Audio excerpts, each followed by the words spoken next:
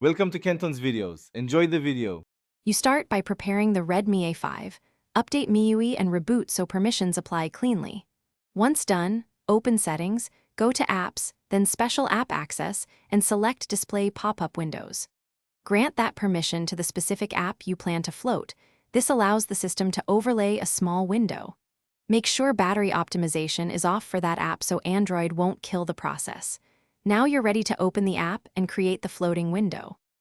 Open the app and navigate to the screen you need visible in a floating window. This is important because some apps only allow floating from specific screens. Next, tap Recent Apps and locate the app card, then press the three-dot menu or long press the app icon to reveal floating window or split screen options. Choose floating. Drag the window to reposition it and pinch or use the corner handle to resize. If the app supports locking, enable it so the float stays on top during multitasking. To finish, test the floating window by interacting with it and switching apps. Make sure it remains on top and accepts input.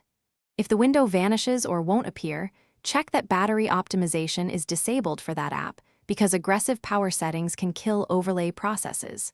If problems persist, clear the app cache, re-grant the display pop-up windows permission, and restart the phone. One key troubleshooting tip: revoke then re-enable the permission. This often resets. Thanks for watching. Consider subscribing if we helped you.